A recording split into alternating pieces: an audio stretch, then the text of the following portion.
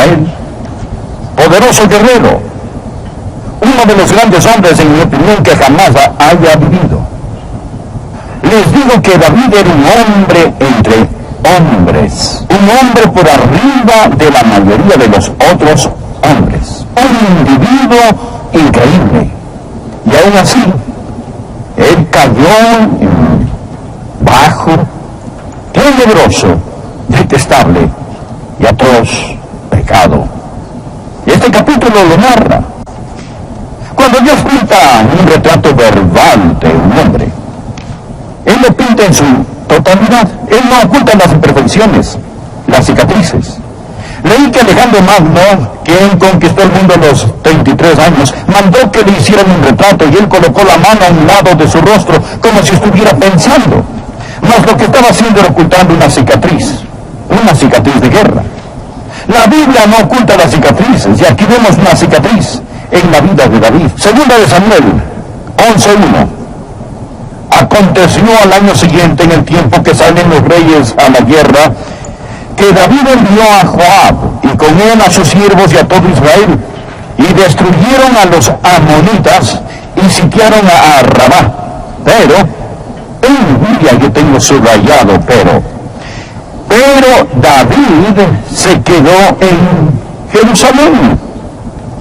Y sucedió un día, al caer la tarde, que se levantó David de su lecho y se paseaba sobre el terrado de la casa real. Y vio desde el terrado a una mujer que se estaba bañando, la cual era muy hermosa.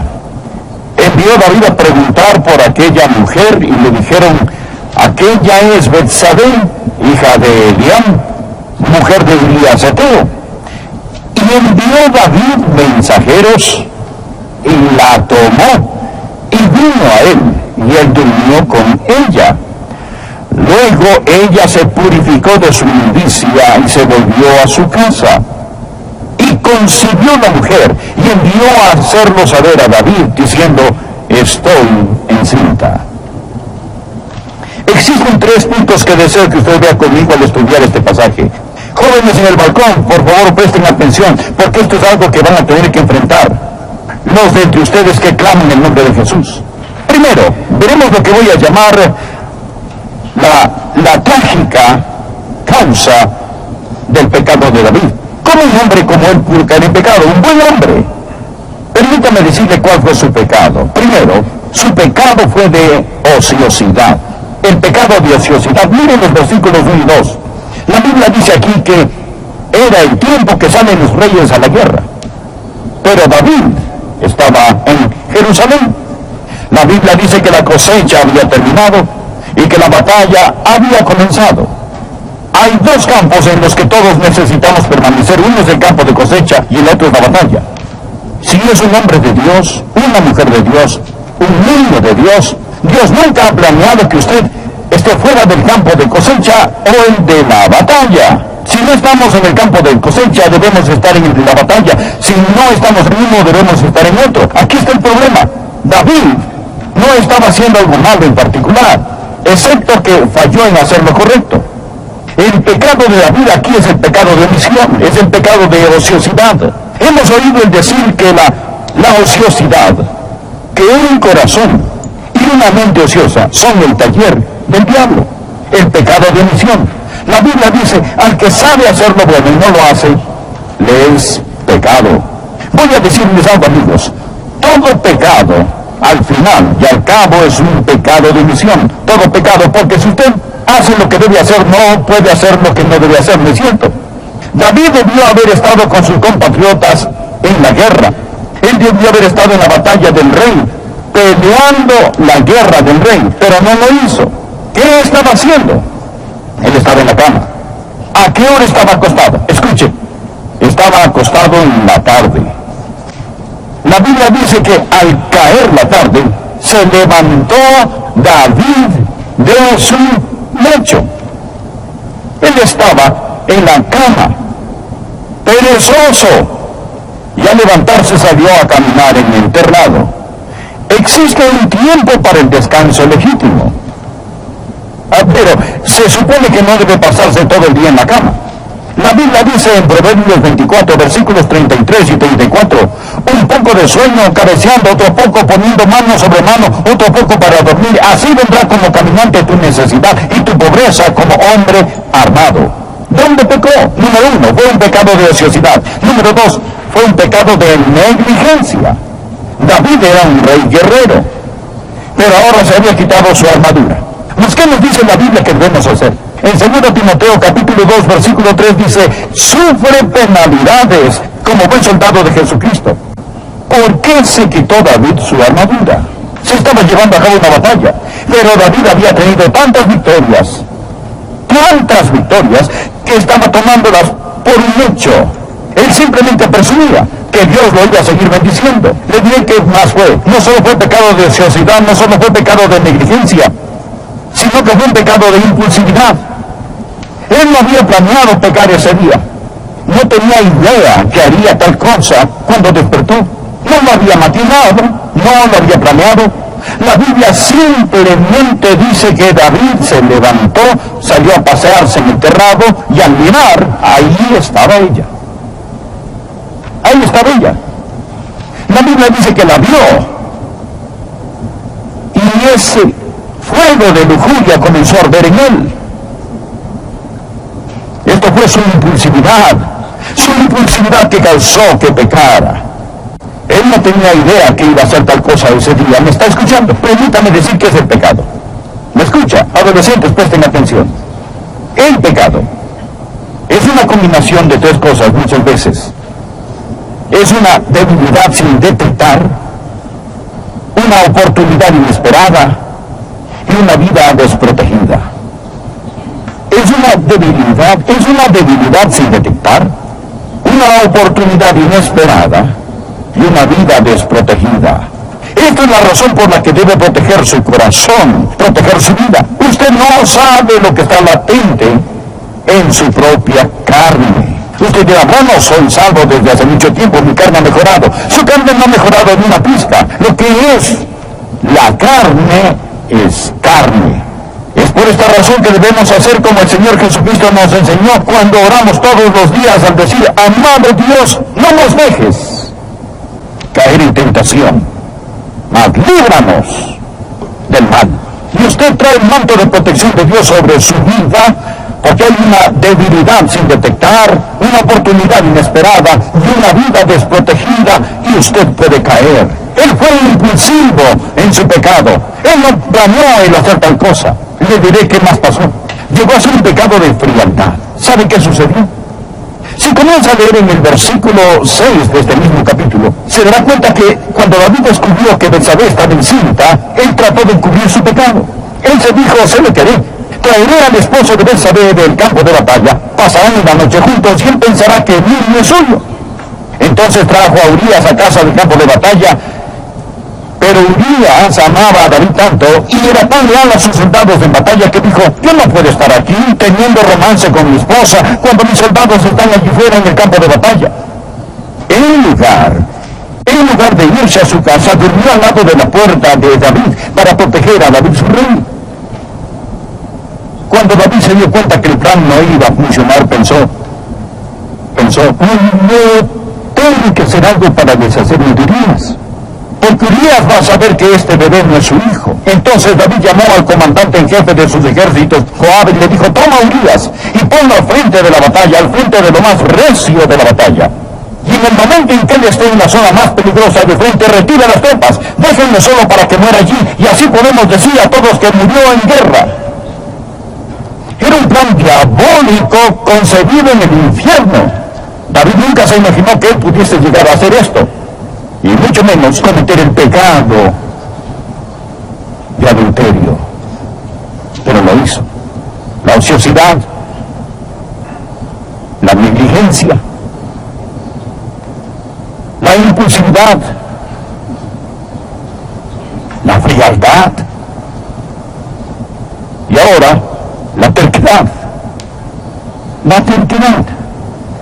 Dios le había hablado a David.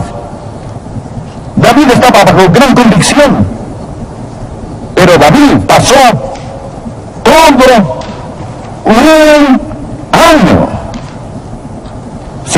arrepentirse y sin hacer las paces con Dios. ¡Cuán terco! Algunos de ustedes están en esa situación ahora mismo. Ustedes no solo están fríos, sino que también racionalizan este asunto. Están frenando a Dios. Piensan que de algún modo todo va a salir bien, que Dios se olvidará del asunto. De algún modo el estatuto de limitaciones se va a agotar. De algún modo usted piensa que simplemente se va a librar de esta y obstinadamente pasa día tras día tras día tras día, pensando, quizá Dios se le ha olvidado. ¿Sabe qué sucedió? David continuó siendo rey. Él continuó usando una sonrisa y disimuló la verdad. Este fue el pecado, la causa del pecado de David. Quiero que note otra cosa. Deseo que no solo note la trágica causa de este, sino que también quiero que note el tremendo costo de este. Segunda de Samuel, capítulo 11, versículos 27. Las últimas palabras de este versículo. Mas esto que David había hecho fue desagradable ante los ojos de Jehová. Está subrayado en mi Biblia. Mas esto que David había hecho fue desagradable ante los ojos de Jehová. David sabía que él había desagradado a Dios. Por favor, ponga un marcador aquí y busque el Salmo 38. En este Salmo David habla de este desagrado. Ponga su marcador en 2 de Samuel 11. Busque, por favor, el Salmo 38. En este Salmo 38 usted va a ver el tremendo costo del pecado de David. Dije al principio, ¿puede un hijo de Dios pecar? Sí. ¿Puede un hijo de Dios pecar y no sufrir? No, absolutamente no. Recuerde que la Biblia dice que esto fue desagradable al Señor. Observe cómo habla David de este desagrado. Leamos los versículos 1 y 2. Jehová, no me reprendas en tu furor, ni me castigues en tu ira. Desagrado. Porque tus saetas cayeron sobre mí, y sobre mí ha descendido tu mano. ¿Qué sucede cuando un hombre, cuando un hijo de Dios peca? Bien, regresemos al versículo 1. Jehová, no me reprendas en tu furor. Y lo primero son palabras de reprimenda. Dios, el Espíritu Santo, le hablará. Dios le reprenderá cuando usted peque. Dios pondrá su dedo en la llaga donde duele y dirá, eso estuvo mal. Escuche, si usted vive en pecado, tranquilo y cómodo, puede ser el pecado de adulterio, puede ser algún otro tipo de pecado, y Dios no le está reprendiendo, si no hay convicción, yo le daría la mitad de una aleluya por su esperanza de ir al cielo. Escuchen, si es un hijo de Dios, Dios lo reprenderá. Hubieron palabras de reprimenda. Segundo, hubieron flechas de convicción. Leamos el versículo 2. Porque tus saetas cayeron sobre mí. Dios traspasó su corazón. Dios le dijo a David, lo que hiciste estuvo mal, espantosamente mal. A su vez, note que él dice, y sobre mí ha descendido su mano. Palabras de reprimenda, flechas de convicción, la mano de presión. Algunos tienen la idea, bueno, si pecamos, Dios simplemente nos desecha. Usted lo tiene 180 grados al revés. Dios no lo desecha si es un hijo suyo. Cuando usted peca, Dios pone su mano sobre usted y aprieta. David dice, tu mano estaba pesada sobre mí. En el Salmo 51 David menciona que sus huesos han sido quebrantados. Él era un poeta, habla poéticamente, dice, Dios me has aplastado, Dios me exprimes la vida. ¿Conoce este tipo de presión? Si vive en pecado y conoce este tipo de presión, agradézcale a Dios. Si Dios tiene palabras de reprimenda, si Dios tiene flechas de convicción, si Dios tiene una mano de presión sobre usted, diga, gracias Dios, me amas demasiado para permitirme continuar. Así está bajo convicción. Ahora, esto es una evidencia de que una persona es salva. La Biblia dice que si estamos sin corrección somos ilegítimos, nunca hemos sido salvos. Por favor, escuche, aprende esto. Ahora, el hombre más miserable en el mundo no es un hombre no salvo. El hombre más miserable en el mundo es un hijo de Dios sin compañerismo con Dios. ¿No es cierto? Mucho más miserable que un hombre no salvo. Otros hombres en el reino pudieron haber hecho lo mismo y nunca sentir lo que David sintió. Cuando Dios lo salva, Dios no le arregla para que nunca más pueda pecar, sino que lo transforma para que usted al pecar no pueda disfrutarlo más.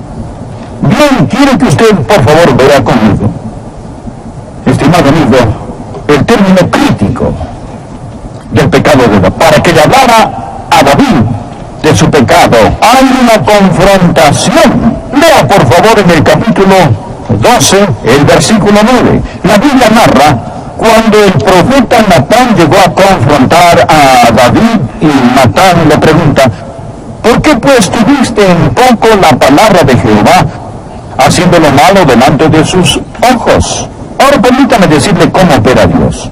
Tendré que compactarlo, mas le daré los 4 pasos sobre cómo se encarga Dios de este tipo de personas cuando están en pecado.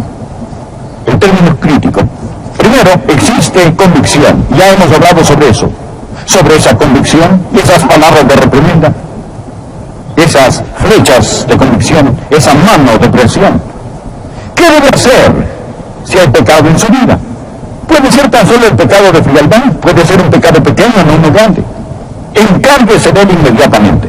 La Biblia dice en 1 Corintios capítulo 11, versículos 31 y 32, si pues nos examinásemos a nosotros mismos, no seríamos juzgados. Dios no trata de vengarse de usted.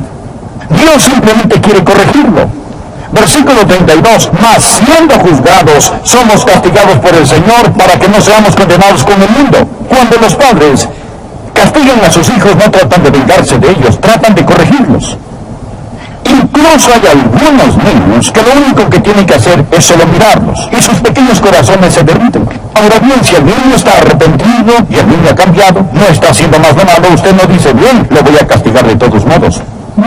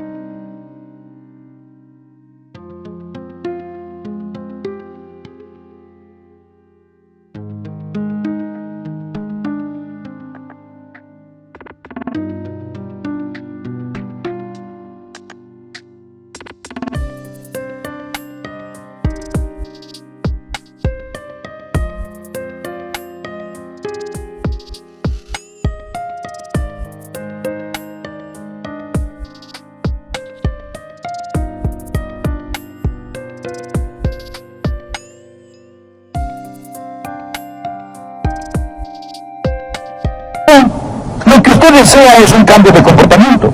Eso es todo lo que usted quiere. Si nos juzgamos a nosotros mismos, no seremos juzgados. Dios no trata de vengarse de sus hijos. Dios quiere corregir a sus hijos. Primero existe la convicción. Bien, suponga que la convicción no funciona. La segunda oportunidad, el segundo paso, la corrección. Dios me dará una paliza. Hebreos 12, versículo 6. Porque el Señor al que ama disciplina y azota a todo el que recibe por hijo. Ahora, no piense que Dios no va a disciplinarlo. La palabra azotar es la que se usa para una severa paliza. Permítame decirle algo. Dios está más interesado en su santidad que en su salud. Dios está más interesado en su justicia que en que usted maneje un Cadillac, viva en una gran casa o tenga éxito en los negocios. Dios se preocupa por su reputación. Y Dios le corregirá adecuadamente, no porque no le ame, sino porque Él le ama. Dios amaba a David. Lee el Salmo 89, versículo 34, Dios le dijo, no olvidaré mi pacto. Existe la convicción. Después de esta sigue la corrección. Después de la corrección viene la confesión.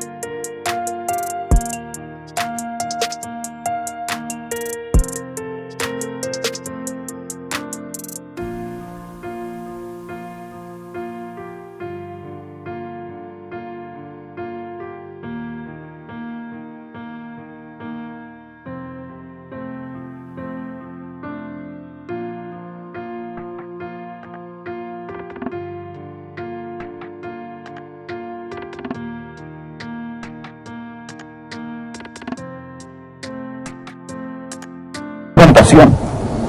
De seguro Dios lo confrontará. Es decir, Dios no permitirá que siga lo mismo. Dios envió al profeta Natán para confrontar a David. Y Dios dijo, bien David, arrepiéntete y cambia, porque no vas a seguir así. Ahora bien, yo no sé cómo va a venir la confrontación para usted. Quizá la confrontación vendrá a través de un libro que tal vez lea.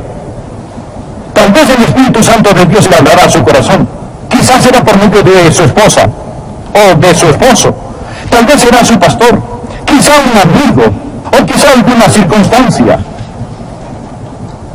Mas usted sabrá sin lugar a dudas que está a punto de ser juzgado. Quizás sea este sermón. No sé por qué Dios quería que predicara este mensaje, mas sentí una carga en mi corazón de predicar este sermón hoy. Y parecía como si Dios me estuviera diciendo, hay alguien, Adrián, que necesita oír lo que vas a decir. Y creo que puede haber una cita divina aquí. Es la confrontación, el desafío. Bien, suponga que el desafío no es aceptado.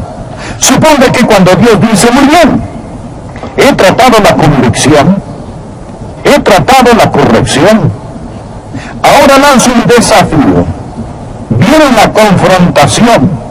Estoy trazando una línea en la arena. Suponga que usted no presta atención. Entonces, el último paso es la consumación. Mire 2 Samuel capítulo 12, versículo 13. Lo que el profeta dijo a David. Entonces, dijo David a Natán, pequé contra Jehová. Gracias a Dios que se arrepintió. David fue un gran pecador, pero finalmente llegó a arrepentirse en gran manera. Pequé contra Jehová. Y Natán dijo a David, también Jehová ha remitido tu pecado. Tú no morirás. ¿Sabe usted qué está pasando? Dios iba a matar a David. Permítame decirlo otra vez. Dios estaba listo a matar a David. Usted dirá, Dios no haría tal cosa. Bien, dijo.